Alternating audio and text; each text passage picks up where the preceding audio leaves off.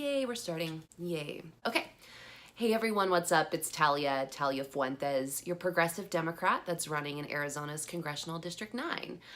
Today we are going to talk about mental health. I think it's incredibly important, and I don't think a lot of congressional candidates go out of their way to make a video and really discuss it with their constituents. This subject is so important because mental health really impacts so many different facets of our society, from gun violence to our prison system and homelessness. In the 1950s and 1960s, a big shift happened where we got away from the psychiatric industry. This was due to the implementation of pharmaceuticals for the treatment of mental illness.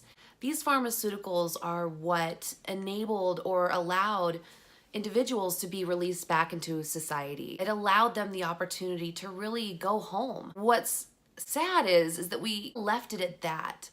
We've defunded our social services, and we're not really realizing the epidemic that is facing the American people. In the 1950s into the 1960s, we had a lot of disability advocates and activists stand up and really highlight the horrible conditions that were going on in our mental health facilities or psychiatric hospitals. There was not a good connotation on that environment. In the 1920s and 1930s, patients were being treated like they were lab rats. They were experimented on, they were lobotomized. Patients really had no rights. Mental health really has a stigma around it. As a society, we need to address that stigma head on and have these conversations so that we can come up with solutions that are concrete and really benefit all of society. The US lost 4 million work days due to mental illness and 20 million due to underperformance because of mental illness. And the leading cause of disability for those that are 5 and older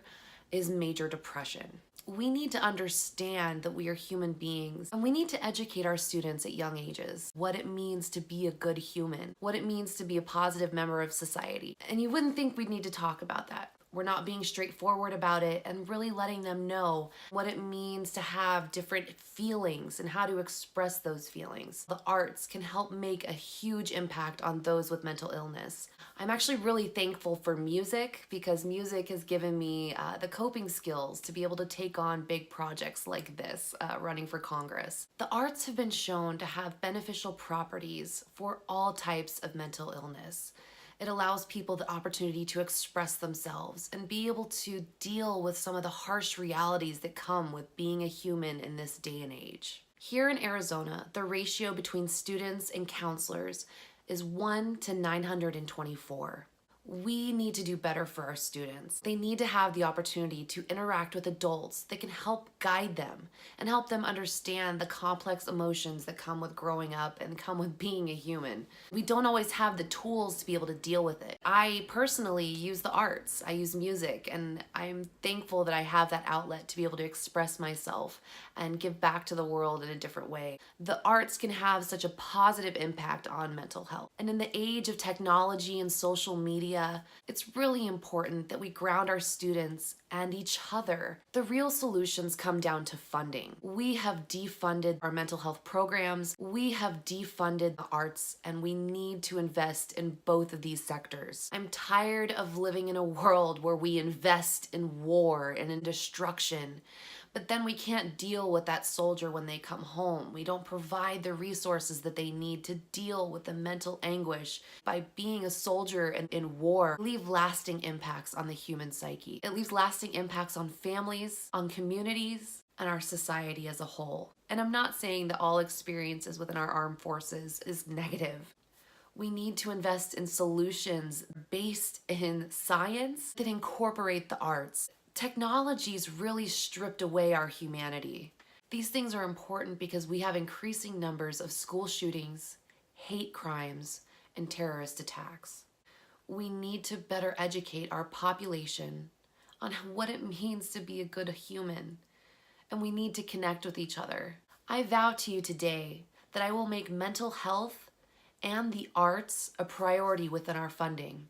And we need to take care of our soldiers when they come home. We need to fight for them. We need to take care of the people that are struggling every day with a disability of mental illness. We need to fight so that we are providing the best possible care for our most vulnerable within our society. We can make a difference to our communities and we can fight for each other. But it takes electing representatives that are going to speak for the most vulnerable, not for the wealthy elite, that is going to fight with every fiber of their being for what is right, for funding the future of America and not war, for providing mental health resources for those that need it the most, and fighting for Medicare for all. Not a lot of people can handle the stress, the craziness, the schedule of what it takes to run for Congress. We all have different ways that we decompress, different ways that we deal with the intensities of life.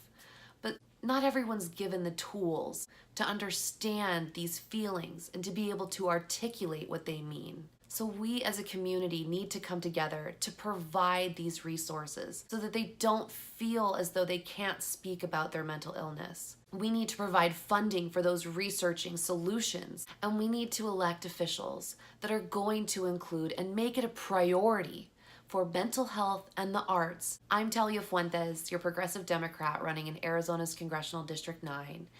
I hope you will stand with me as we fight for mental health and the arts to be included in the conversation. Thank you. I'm Talia Fuentes. I approve this message because we need change and we need it now.